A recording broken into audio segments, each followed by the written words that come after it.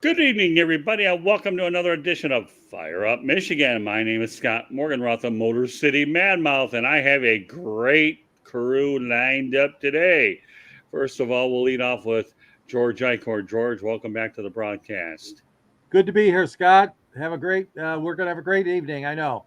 Oh, no doubt about it. Madman Mancini, you got the hyper, the energy, and all that stuff out I there. love it, man. This is a show that's sweeping the country and the radio lines. Yeah, it'll be a lot more than the radio lines. Let me tell you, pal.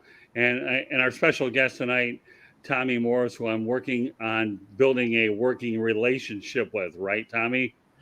If the earlier conversation that we had is any preview into the show we're about to experience, it's definitely going to be a lot of fun. I don't use the word if, my friend.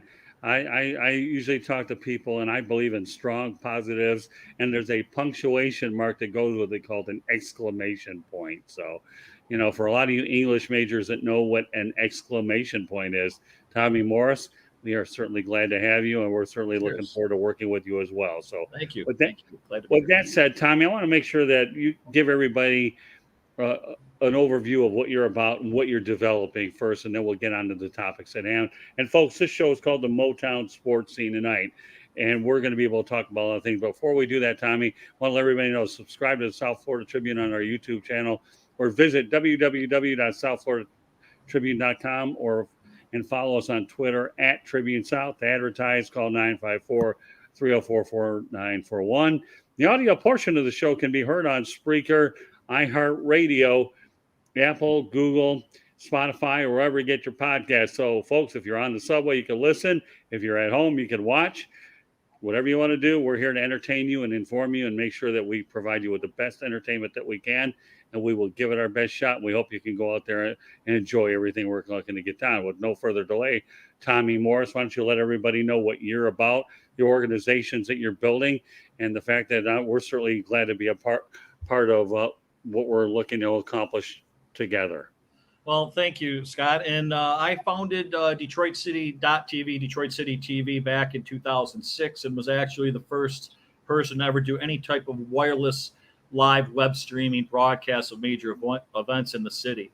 And since then, it's become a credentialed, reputable journalistic media broadcast outlet with a pretty good following.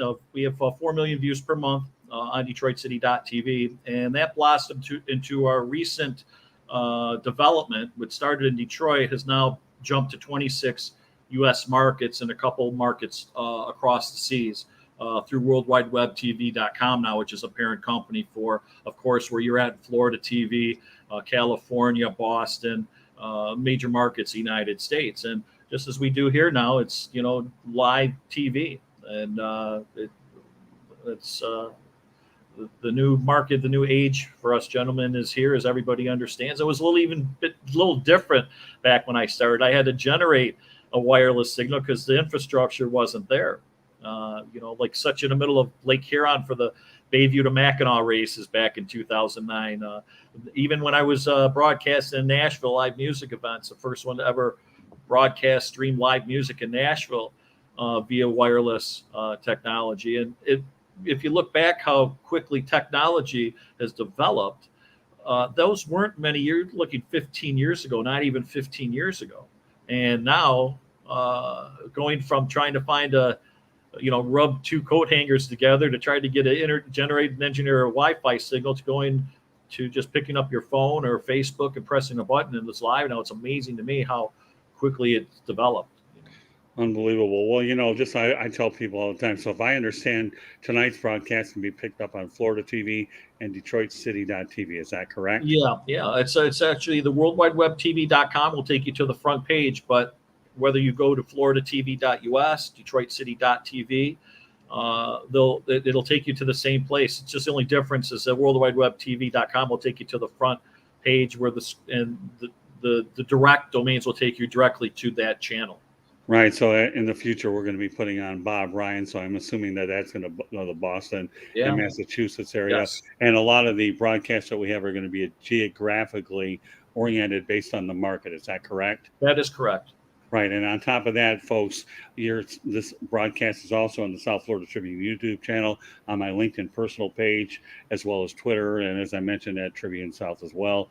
And of course, Tommy has it going on his end as well. So our main objective is to make sure we reach as many people. We work very diligently to go out there and bring this content to life, and that's what we're going to do. So, and it's a bonus, if I may add. If I may add, it's also a bonus for the people that as we all know, for people that are involved in business, it's an evil necessity to advertise. And what we're able to do in our market is our footprint is small, but our reach is vast. And the major where people think they could never afford to put a commercial on or have any kind of radio or TV, those times have changed now where our footprint is small. So our advertisers, we provide them with a better service that the major networks cannot match. So that's the biggest change that I have seen in our industry is how we're best able to serve those people that support what we do, providing content and information to people. Well, you've got 4 full-fledged journalists here on tonight's show and an awful lot of experience. I know Madman Mancini's running all over California with like his chicken with his head cut off, and we can call him the Astro boy when it comes to being on this thing where he's flying all over the place. More power to Mark. Okay, he does get around a little bit. George and I, well, we're seasoned veterans in Detroit. The only difference I have with George is I do move around the country, a little heavy work in Arizona, North Carolina, the Tampa, South Florida area, and the list goes on and on. So what we're going to do is we'll talk about some sports a little bit tonight, and we're going to lead off this weekend, guys, with Lou Whitaker's jersey retirement this weekend, something that is very long overdue. I still wish he'd get in the Hall of Fame, but at least the Detroit Tigers are going to put number 1 next to Alan Trammell. All right, Tommy, why don't you go ahead and give us your opinion on Lou Whitaker? I think it's about time. And gentlemen, is this just a prelude? Maybe the word did get out that the Tigers are going to do this first before he's finally admitted to the Hall of Fame. I can't see it happening too far off in the future if they're going to finally retire his jersey, which he should have done a while ago. Anyhow, it's probably kept a little bit of a hindrance to Lou from being in the Hall of Fame if your own team doesn't have your jersey retired. Yeah, well, Willie Horton got his jersey retired. He's not in the Hall of Fame. That's another good example. Yeah, right. Well, when you talk about Willie Horton being in there, of course, I don't know if his numbers are Hall of Fame worthy, but he's certainly Hall of Famer in the Metro Detroit area as well. He got his up there. So, yeah, I think Lou Whitaker's deal is way long overdue. George Eichorn, what are your thoughts about Lou finally getting a piece of the wall over at Comerica Park? Well, it's about time is all I can say. Really, 38 years. Think about that. That is just and the sad part is that it's 38 years since his franchise last hoisted a world championship banner on their flagpole. So the problem is that it does bring back memories, but they're not all good memories because it shows you the ineptitude of this Detroit franchise not winning a championship for 38 years. And certainly it pales in comparison, I know, to the Lions' ineptitude. That's a whole nother story for a whole nother show. Right. But the fact of the matter is that Lou Whitaker's been overlooked by this organization, by Mike and Marion Ilitch, for way too long. I'm sorry. And it's only fitting that finally that number 1 goes up in the rafters, as they say, when not exactly the same, of course, at an outdoor stadium, but the number gets painted on the wall in the outfield. And maybe someday people are saying there's got to be a statue of Lou and Alan Trammell, turning a double play. What a dual statue that would make. As you guys know, those beautiful statues that they have in deep center field at Comerica Park. But yeah, Scott, it's about time, and Sweet Lou has his day. And I hope, Tommy, you're right, man. I hope this is a harbinger of things to come, and he finally gets his place at Cooperstown as well. All right, Mancini, we know that you know enough about Lou Whitaker and what he's meant to the baseball world. It's still a joke. He's not in the Hall of Fame. Maybe the Veterans Committee ultimately gets there. But for all intents and purposes, at least the number's going up, Mancini. Well, show me another second baseman that was comparable to Lou Whitaker, Joe Morgan, Davey Lopes. I mean, I can list a lot more second basemen, and to have this guy not even having his jersey retired is a travesty because he's right up there. That double play combo with Whitaker and Trammell, I look at it from afar from Pittsburgh with Garner and Foley. I mean, it's a keepsake. Lopes and Russell. I mean, if one's going to get in there, you got to bring the other one with them. I mean, it's I just can't figure it out. Nobody can, Mark.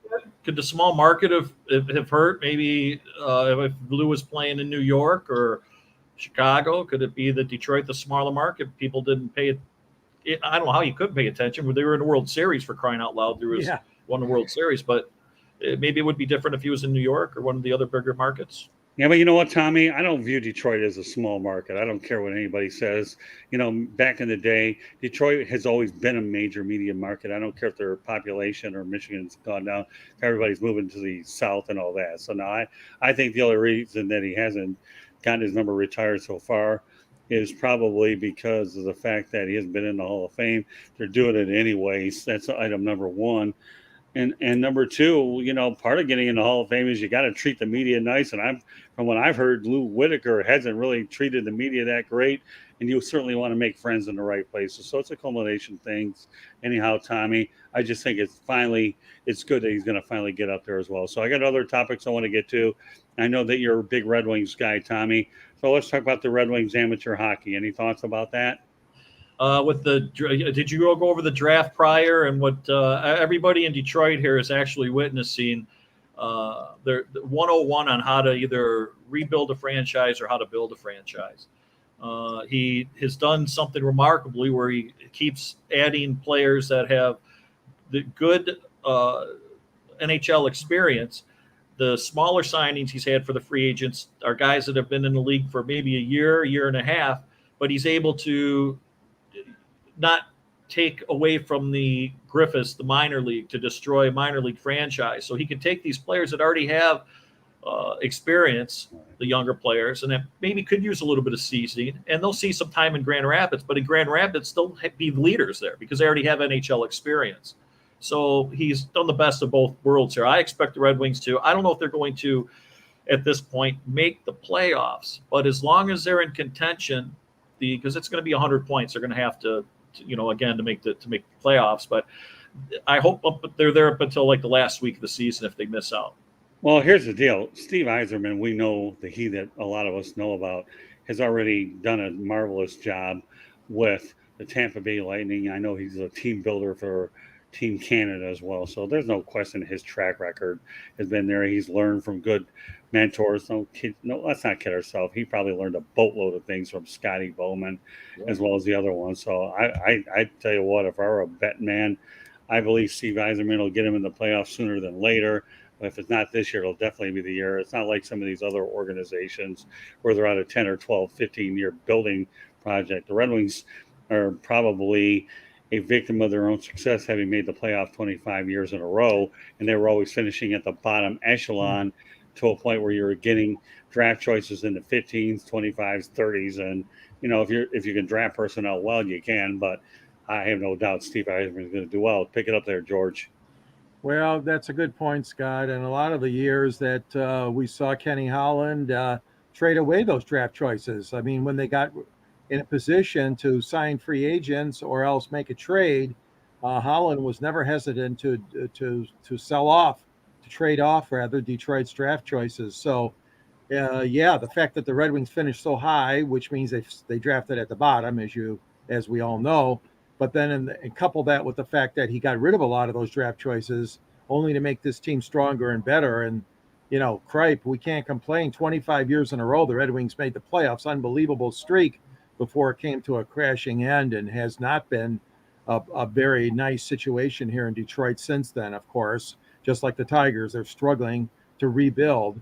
But I agree with Tommy. I mean, the Red Wings, have a wonderful farm system set up. Grand Rapids has been a great top affiliate for the Red Wings. That franchise the Griffins have done a great job, as we all know. Over the years, it started back many years ago with Jeff Blashill was their coach, and that's where he earned his wings as a coach. And a lot of those players came through that system and continue to come through. And you made a good point, Tommy, that, some of them are not ready for the NHL right now. We know that, but they will get good seasoning in Grand Rapids. And we know that the Red Wings, this is not a process that's going to take 1, 2, or even 3, 4 years. It could take 5 years. We don't even know. But Steve Yzerman, we have to put our faith in the Yzer plan. And he has proven, like you said, Scott, with the Tampa Bay Lightning and with his management expertise in Team Canada and at the Worlds and all that. So Yzerman, no question about it. I'm confident he's the right guy. It's just going to take time to build it. Well, here's the thing that we can't lose sight of. Number one, the Red Wings are an original six team. And number two, when they are a free agent destination. I can't say that about the other teams in Metro Detroit, but players will always want to play with the Red Wings. They only won 11 Stanley Cups, for crying out loud. So that isn't the worst thing that's ever happened. And they, so between a free agent destination, original six, anybody, when the Red Wings call, people will listen. And, Mark, obviously being a national guy like you are, the Red Wings are a national brand for sure with a tremendous history. Well, and you're absolutely right. Tommy and George, and you bring up some great points, but then I got to take it a step further. Maybe the Red Wings are a victim of circumstances. Let's face it. When you look at the Eastern Conference, this is a death march. It's not like the West. You got a few teams in the West, and if the Red Wings were over there, we'd be talking about maybe the Red Wings going to the Stanley Cup or the Western Conference Final more often. But in the East, you're competing with some young guns in Florida and Tampa. You still got the old horses in Washington and Pittsburgh. Boston's a throwback. The Rangers, the Islanders, Columbus just picked up Johnny Gaudreau. This is not easy to get to the playoffs in the East. And you guys alluded to earlier, you might need 105 points to get in the playoffs. Yeah, well, that's true. I mean, nobody said the East is a walk in the park for sure. But again, you know what? Teams, it's one thing to have talent. It's another whether they perform, Mark. And it's just why it makes it very interesting. I personally hated when they awarded the winning team 2 points and the losing team just 1. I like the ties where it was 1-1. I just think they did it because they had to. I've never been a firm believer of that. But that's either here or there. So while we're on the topic of Detroit, so Tommy, is Detroit really a hockey town, or is Denver, Twin Cities, or Boston worth that moniker? The old Hockeytown moniker, eh? Boy, Yeah. the Avalanche won a cup before what a quick rebuild they had. That's a tough market.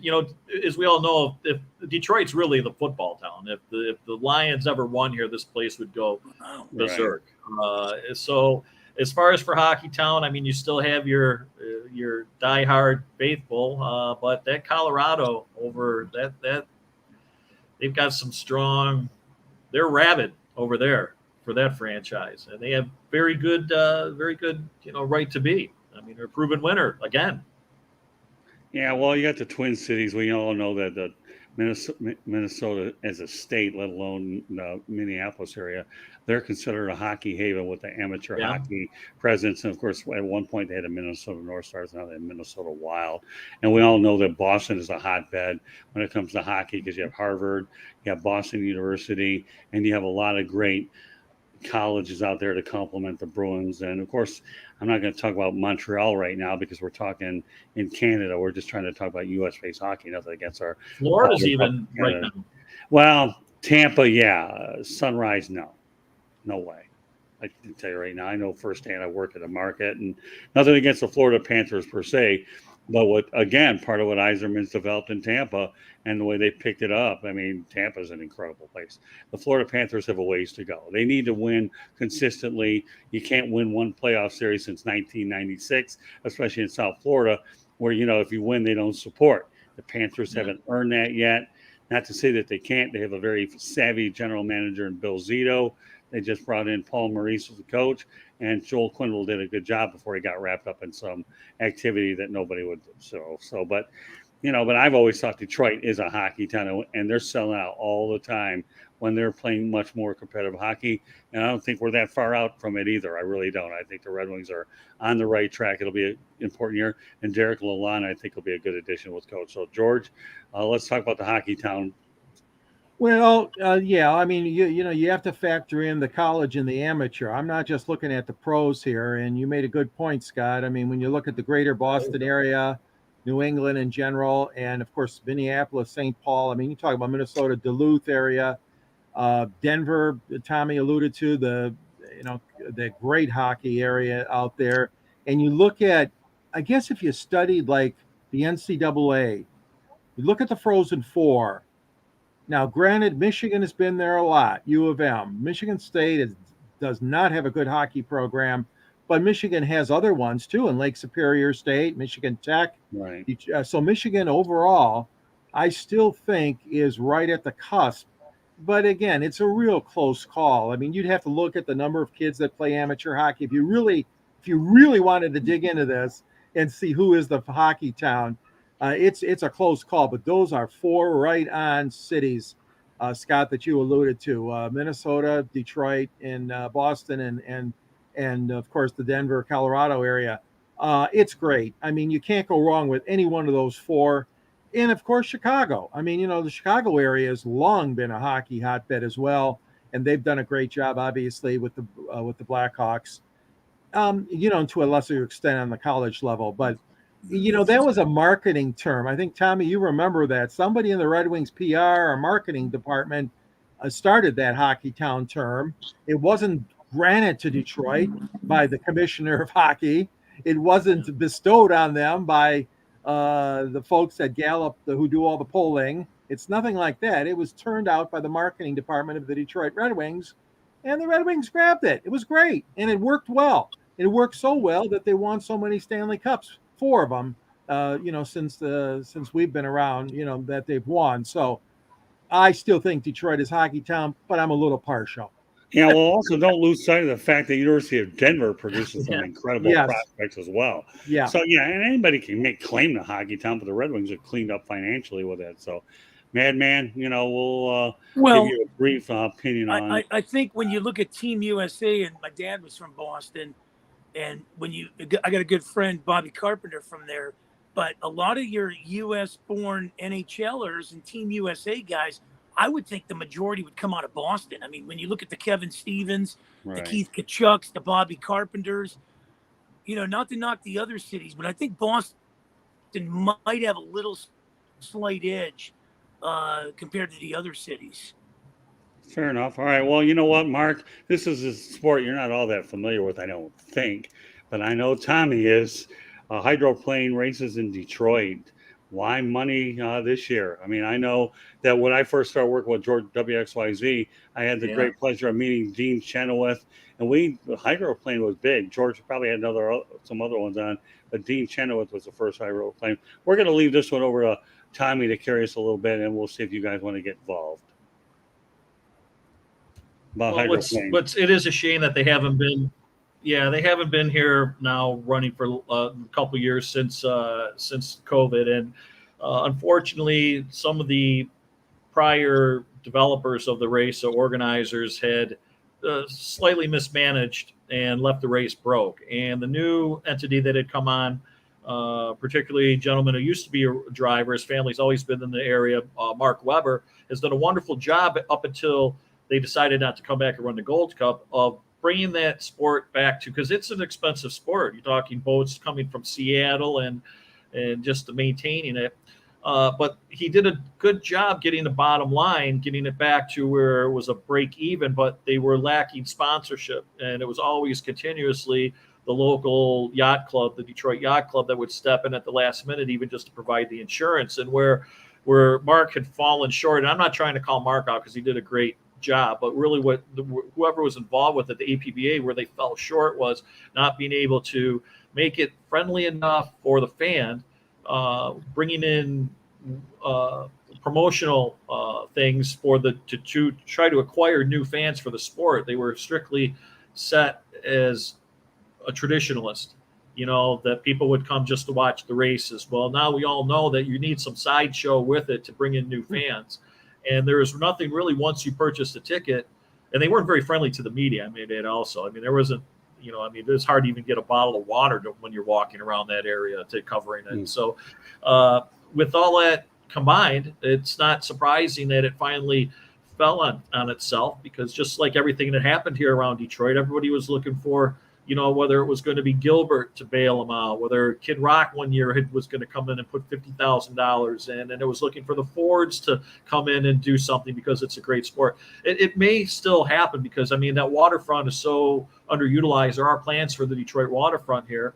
Whether it's in any city that has a waterfront has their, Chicago, as everyone uses the example for Detroit, uses Chicago for it. So I hope it does come back. It's a fantastic summer sport if it's done correctly. And there is some money that people will go pay if you have live music there. If you're, then the sponsors will come and support the sport.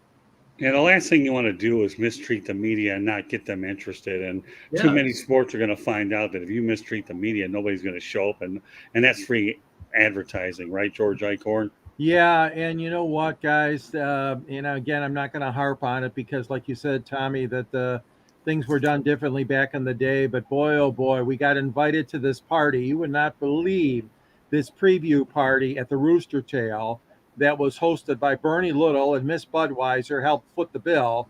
And you talk about a who's who, Jack McCloskey and, Chuck Daly from the Pistons stopped by. And I mean, it was a who's who. It was just a great kickoff event. And then, of course, Al Ackerman, longtime Detroit sports broadcaster, now deceased, one of the big sportscasters in this town. Al Ackerman used to even call the play-by-play. They used to televise the race on Sunday afternoon, one race, one summer Sunday. And even Al Ackerman and Channel 4, think about this, showed it live. I mean, with their limited cameras and everything like that. Yeah. Our dear friend, Jim Hendrick, was the play-by-play voice, the late Jim Hendrick, and what a great job he did along with Eddie Bush, our friend that was the technical brains behind the operation. You're right, Tommy. I think they were too old-fashioned. They were too stuck in the mud kind of ideas. I agree totally. You had to create a bigger audience and more activities along that waterfront for them, a concert, a picnic, a family atmosphere. And they failed to do that, and I hope it's not gone forever. Detroit has been the home of the Gold Cup for, 50 years or whatever it's been that we've had the Gold Cup race here on our riverfront, and I sure hope that it'll come through. But, like you called it, I mean, they got to have the sponsors, they got to have the media coverage, and TV, right now. That sport is too...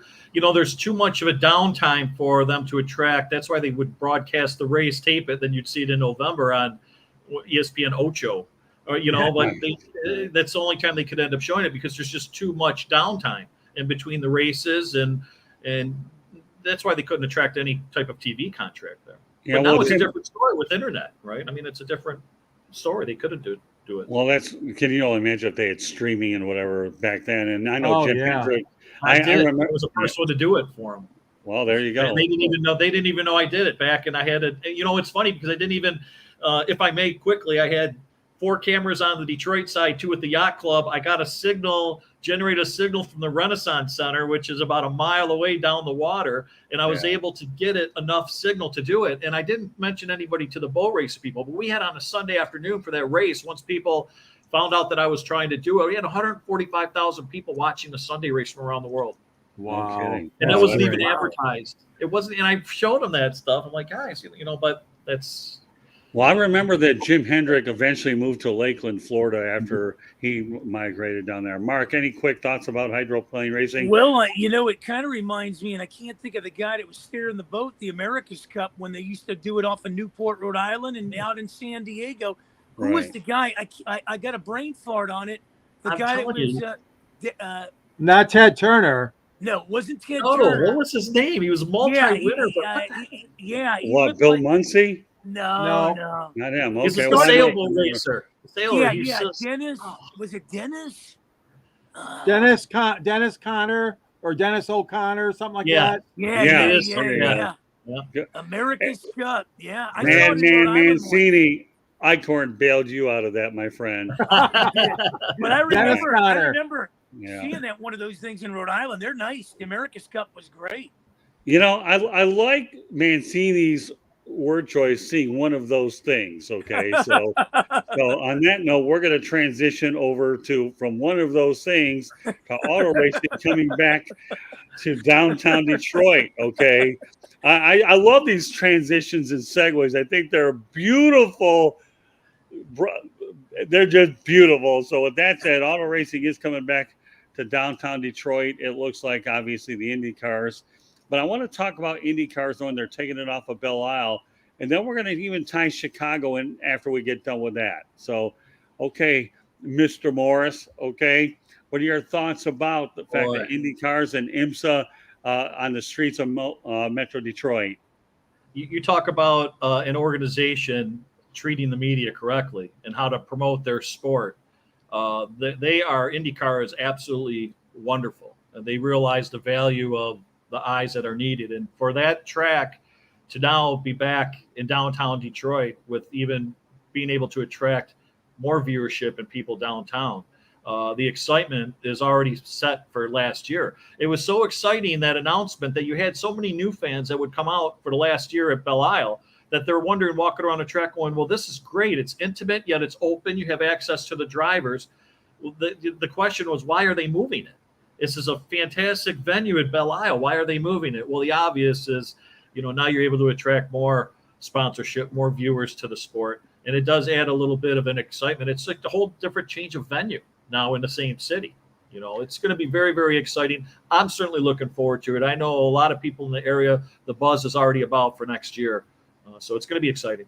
Yeah, I've covered races over at Belle Isle with George Eichorn and I, so I enjoyed the Detroit Grand Prix. And I used to like watching Indy cars over at Michigan International Speedway out in the Irish Shells. That's there you go. Yeah. And of course, we covered the US 500 out there, and George and I went down to Indianapolis. I bought us a couple of tickets, and we went down there. We had a pretty good old time, George, with Indy cars. But let's face reality, George. Tell me, you think that Indy cars are more appropriate in downtown Detroit or out at MIS? Because you're only going to get one or the other. Yeah, unfortunately, the days seem to be gone that we'll get two races. That's, like you said, Scott, that's probably not going to happen. I do miss the Indy cars at MIS, as do a lot of people. But I understand why they had to do this. They had to diversify. They're taking a lead from Formula One with a lot of the street circuits and the road courses and that sort of thing. The F1's been doing that for years and years and decades and decades. So the only thing I don't like about Detroit, this course they designed, is not nearly as challenging as it was back in the day. They've eliminated quite a few of the streets where they used to go down the chute of Cobo Center. You guys know what I mean by that, down that roadway outside the Cobo Hall building. Now it's called Huntington Place, but the course has been modified drastically. But I understand that it had to be done because of some of the pavement and some of the concerns about the buildings and the narrowness of those tight corners, which they used to race in downtown Detroit. All that being said, I mean, you can't beat it. I mean, people in their office buildings, people in their at their jobs can hang out. They're going to get a bigger audience.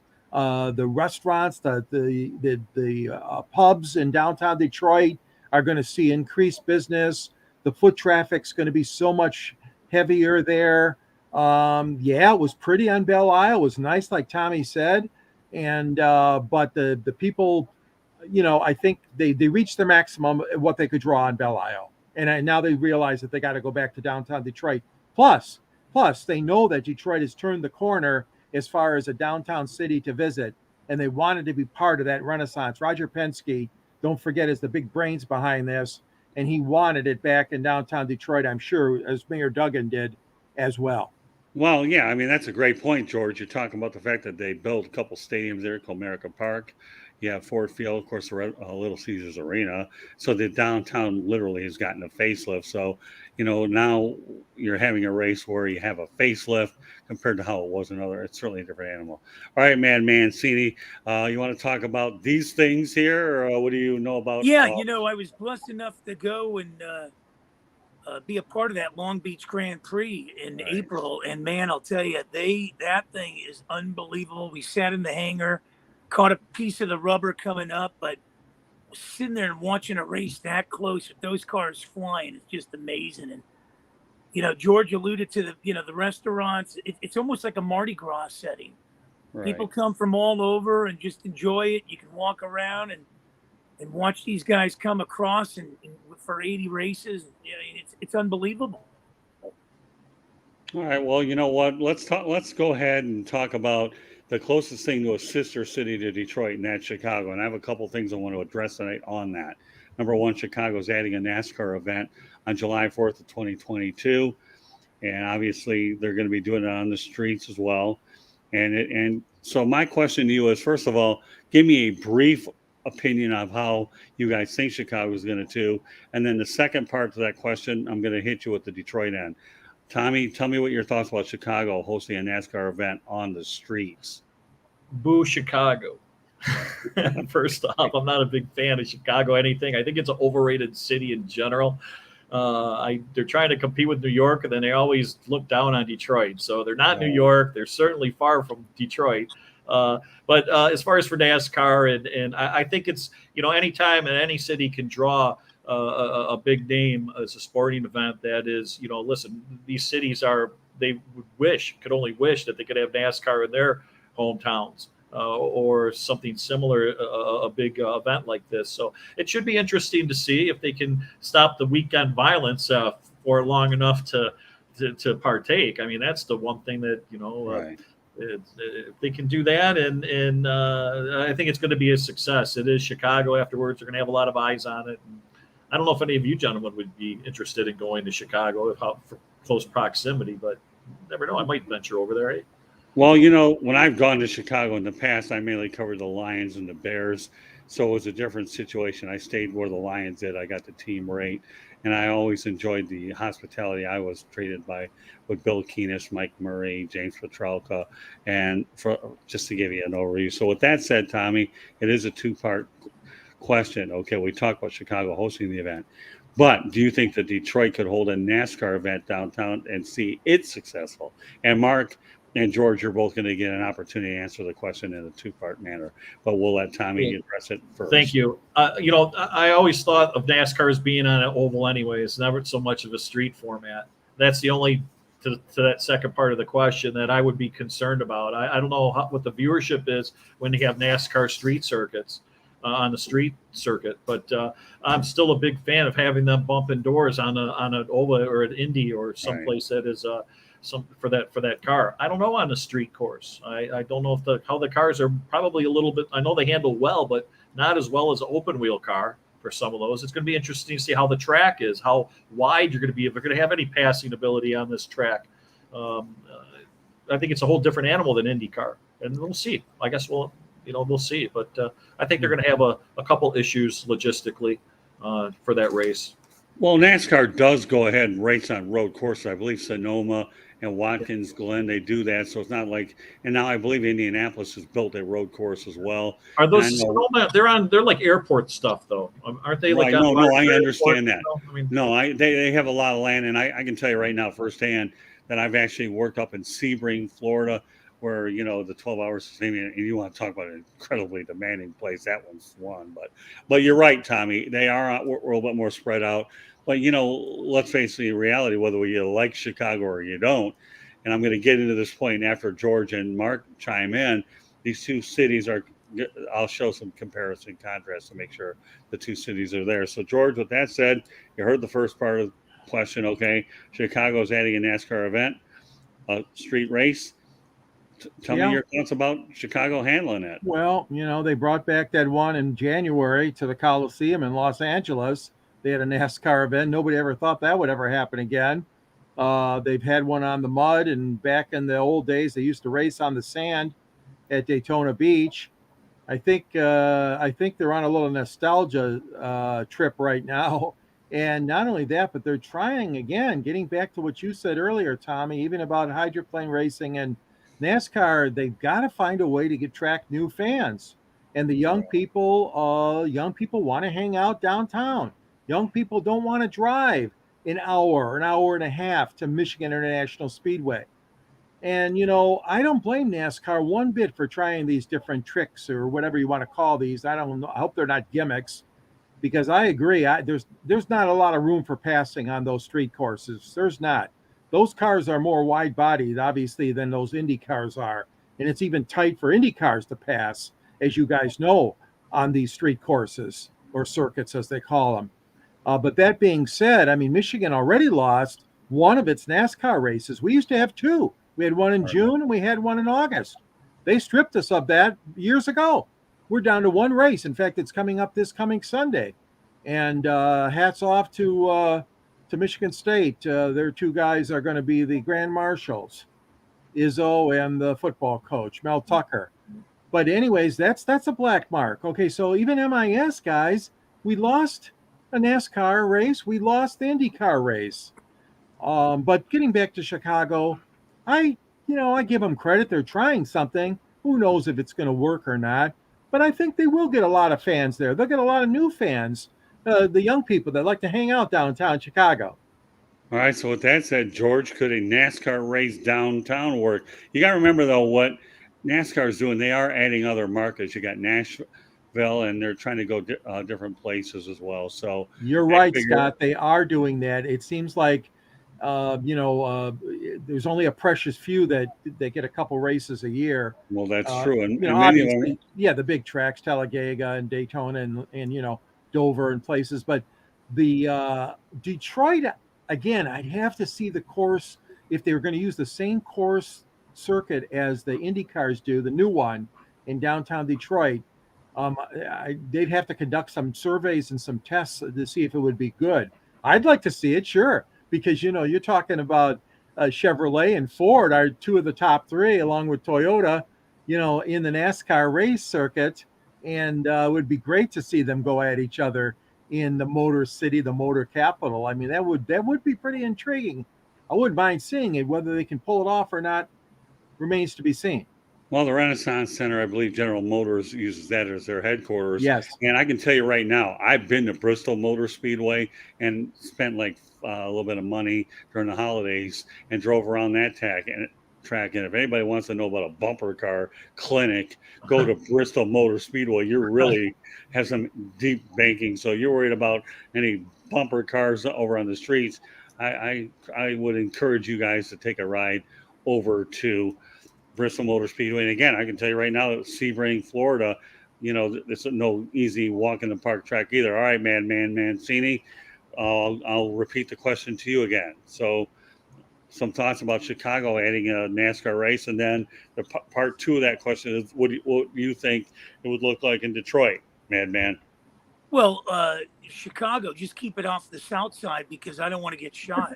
That's the first thing. What Tommy alluded to, with they can put their guns down long enough to get a race in, pretty good. You go around the Sears Tower, you hug the, where the Soldier Field is and stuff like that. It'd be good. But if I can add a site, that would be really interesting to put this thing in. I'd call it the Gas Lamp Grand Prix and put it in San Diego. Kind of go through, the Pacific Ocean there, catch a little at Tijuana. I mean, that would be a good little race to go in San Diego. I don't know why San Diego's not in this thing. All right, but you know what, though? Right now, San Diego isn't part of the question. I know that. So I know you like to throw those occasional sidebar. curveballs. It's okay. I don't mind giving San Diego a plug. They don't have anything but the Padres there anyways, and the Padres will do what they're doing at the trade deadline. But staying back on point, Mark, okay, let's talk about Chicago. I realize that, who knows, you have Arlington Heights, which will eventually, I think, be the future home of the Bears, not Soldier Field 10, 12 years from now. But let's focus on the point, Mark. Can Chicago handle a street race? I don't know. That's an interesting Okay. question. That's all right. That would be, I guess you just got to try it out. It's kind of like winter classics. Which one's going to, prosper more than others? And if they don't do it, then you don't come back there. All right, well, that's a fair point. Okay, so that's a fair answer. All right, so give me your take, Mark, on whether Detroit can handle it. I think Detroit could. I really Okay. do. I think the way Detroit's handled it before, I really do. Some of these cities that have done it before have an advantage of some of the cities that haven't had it. So, it's the proof is in the pudding.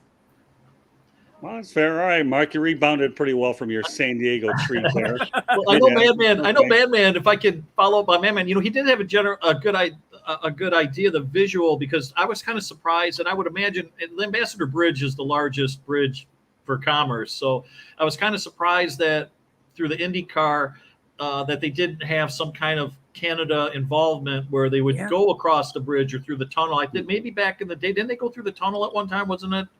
No, they never had done that, eh? I don't But think if they so. had something like that, if they were able to utilize that for these races, I think that would be a draw, a heck of a crowd. Now you got two countries involved. Well, yeah, see, Mr. Morris, okay, at least you brought in the word A. So I don't know if we hashtag the word A, but we He could went probably off do that. topic. And I like It's Mancini. hockey, eh? Hey, yeah, don't Hey. worry. I don't mind going to Canada once in a while. Use the A word there. We'll see if we can hashtag the show A. See how many Canadians can get marking it up past the bridge. And Mancini, I like to give you a hard time to bust your chops, but with all due respect towards San Diego, I've been to Tijuana before, and they aren't that far. Let's just see whether or not you're going to be in a situation where you get past the border.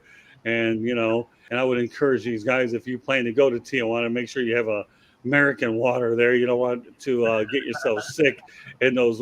Never mind. Okay. Yeah. But, I didn't need to go. I can tell you one experience, which I think we could kid around about, then we'll go on to our last topic for the night, is I'll never forget the time I went to Juarez, Mexico, and for a baseball seminar over in El Paso. And I ended up betting on a dog at the dog races, Bill Walton. I'm thinking, I hope the Bill Walton at the Greyhound track is better than the one that played basketball. He didn't get hurt. Well, you know what? I did bet on the dog. He didn't do very well. And I figured, well, it wasn't that much money. I don't know how many pesos or a couple of dollars I did. But I know the Bill Walton with the Greyhound versus the one with the Celtics, who did great work over with the Portland Trailblazers. They were all both banged up. So there's your little cross-border reference here about if you're into Greyhound racing, I think it's going away anyhow. Sorry, Bill Walton. I wouldn't bet on you again with the Greyhounds. All right, just stick to your commentary. All right, so now that we're on to the Detroit-Chicago theme, I'll just mention one other comparison between the two cities, and then everybody can talk about where they can be gotten a hold of. The two cities can boast each other for having Lake Michigan, Michigan Avenue, and the second city, plus and they do have original 6 teams. So I think they are carbon copies of each other. Who copies who? I don't know. I mean, but we see Michigan Avenue in Chicago. We don't see Chicago Avenue in Michigan. If there is a Chicago reference, it isn't as big as it is out there. So, all right, Tommy, I know that you're a real big Chicago fan, and I know that my wife really loves Chicago PD, who she's got me to go ahead and watch. I'll give you guys a little promo there. I do watch it once in a while. I won't tell you what character I like. It doesn't matter. Oh, maybe Blake, but whatever. But at any rate, Tommy, let's talk about the two cities in general. Who copies who? And I know that you're partial for Detroit. Well, I do have Illinois TV, so I do like Chicago in some respect. But I like to think of that. Boy, I was thinking about, even while you were talking about the question and how to answer it. That is a tough one. I just think that there's a admiration of. It always seems Chicago discusses Detroit as like they're a younger brother or something, right? A younger sibling, and that the respect isn't there, and that it's just not there occasionally. And so, I don't think Detroit copies Chicago. Or if they would have had their waterfront built up as beautiful as Chicago has. Utilize that waterfront. Sports teams, they're both the Bears and the Lions. It tends to be that whatever division you're in, you try to draft and you build teams based on how your teams are in the division. The Wings and the Blackhawks were always shared a division for years. The Bears and the Lions, the Pistons and the Bulls. And so I would say whoever has the more successful franchise is the one that the other city tries to copy. I'll stick with that answer. Oh, well, that's good. Now, hey, listen, I don't pretend to make these questions easy. Come on. Like you said, Tommy, we spoke earlier, I'm a journalist. I'm a purebred journalist, my friend. But, let's not kid ourselves. The comparison between these. So you do have Lake Michigan, right? Okay, Yeah, not Lake absolutely. Illinois. Okay, yeah, Michigan Avenue, which does go a long way. And the second city, which I have to tell you, in Chicago, I really enjoyed it. And I think they have a second city nightclub out in Michigan. Sure. So, I mean, they're, and I happen to like Chicago, of course, maybe the downtown area. I wouldn't want to go in neighborhoods that don't particularly feel very safe. So I can understand that. And sometimes they both get bad raps a little bit because of a little crime area. But in general, the people in the Midwest are really great. And I've enjoyed my time in Chicago, and I've stayed in some nicer hotels and gotten to walk on Michigan Avenue and had a great time interacting with the locals there. So with that said, George, why don't you talk about the Three Amigos. Okay, we're talking about Lake Michigan, Michigan Avenue, and the Second City. Have you been to the Second City? We know you've been on Michigan Avenue and on Lake Michigan. Well, everybody, and we know Lake Michigan even extends into Wisconsin. So go ahead, Well, George. I like what Chicago does with the Navy Pier. They've done a beautiful job. It's an entertainment area, the Ferris wheel. They've done a much better job than Detroit has on that riverfront property. That being said, Detroit has gotten better. The Ralph Wilson and Mr. Davidson, Bill Davidson, they've sunk a lot of money into the Detroit waterfront. We're really renovating that, extending that from the Belle Isle Bridge, the MacArthur Bridge, as you know, Tommy, all the way to the Ambassador Bridge. The Riverwalk is going to be a reality.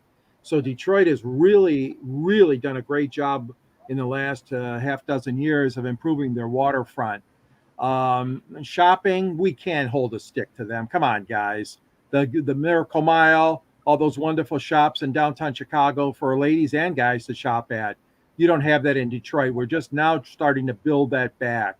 We used to have a great downtown shopping, as some of us know on this call, anchored by, of course, the J.L. Hudson's flagship store, but we don't anymore. So the Michigan Avenue thing is a moot point. I mean, Chicago dominates on that. The waterfront, as I mentioned, Lake Michigan, Detroit has the Detroit River. And I think that's great. Comedy, I'm sorry, I'm not going to talk about that. I've never been to Second City, but I would bet that Chicago Second City is much better than Detroit's. I think if you look at history, just look at the show called Saturday Night Live, and you'll see how many of those comedians came from Second City. And trust me, it was not Detroit Second City, although God bless the late Gilda Radner. She's from Detroit and went to Saturday Night Live. But most of those comedians, they all came from the Second City in Chicago or possibly in New York's comedy circle as well. Chicago's got more population. They got more traffic. They got more murders. They got more headaches than we do. I like the coziness of Detroit. I like the coziness of our downtown. So I don't mind visiting Chicago. You're a nice city to visit, but I'll take my Detroit City. Well, what I do is I get my wife to go ahead and drive to Chicago when we go to Milwaukee. She does it.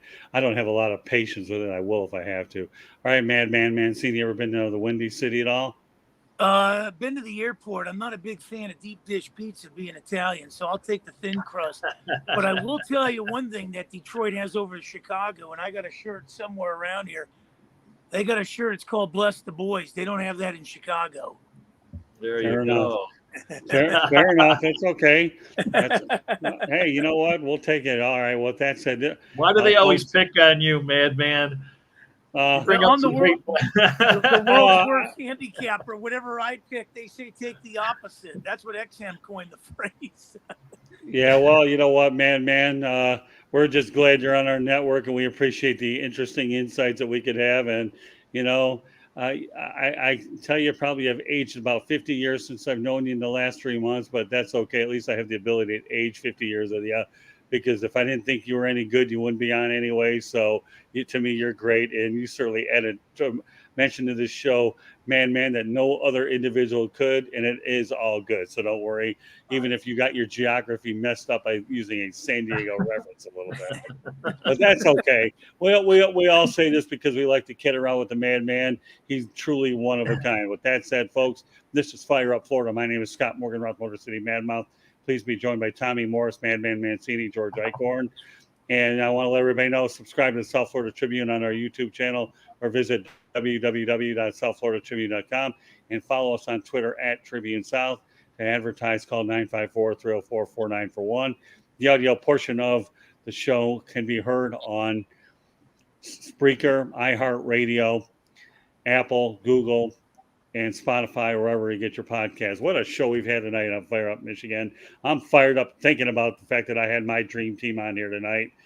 And with that said, Mancini, why don't you go ahead and let everybody know how they can get a hold of you, what you stand for, and whether anybody on your other shows pick on you like I do. It doesn't make any difference.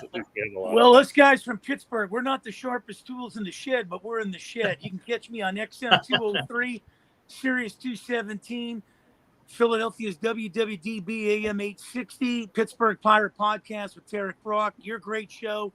another one out of Florida. Now I'm in Jacksonville and New York and Vegas and Phoenix. So we're getting around, man. God bless you, man, and this great crew. I enjoy it each and every Monday. Yeah, Mark's actually had me on his Philadelphia show. I do a lot work with Bruce Gotta get George Kessinger on out there in the too, Bay and Area. Tommy. So, I mean, and Mark's introduced me to a lot of people as well. So God bless Mark, really. I mean, from one esteemed colleague to another, to me, you've been nothing but a tremendous addition to what we've done. All right, George Eichorn, I know you'll have a book to promote and then some. And then we're going to let this show end where it started with Tommy Morris. Go ahead, George.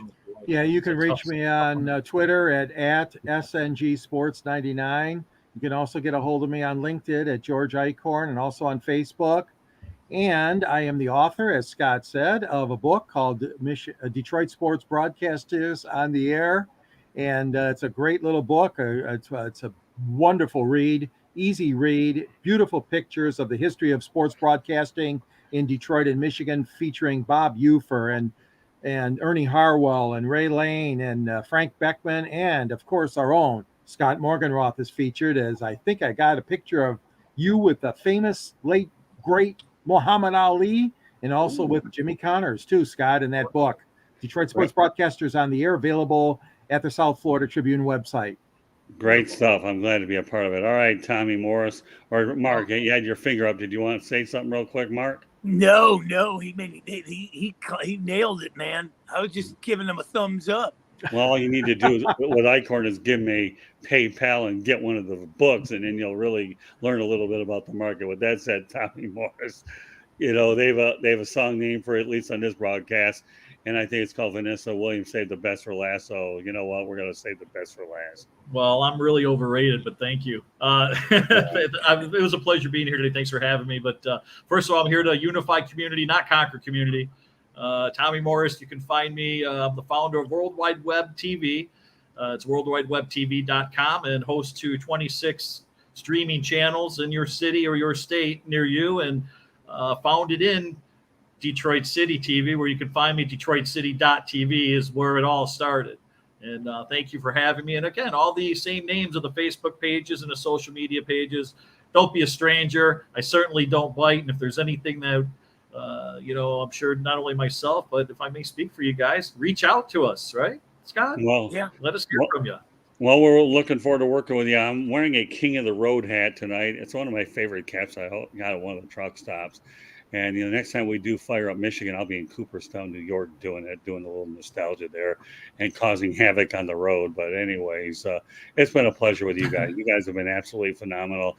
And I like to bring on different individuals so they can all meet one another and talk sports and anything else that comes to mind. And I couldn't be more delighted with the dream team that I established tonight. And when I say things, not only I say things from my heart and my head. I know what the individuals do to make their commitment to make these shows as good as they can be.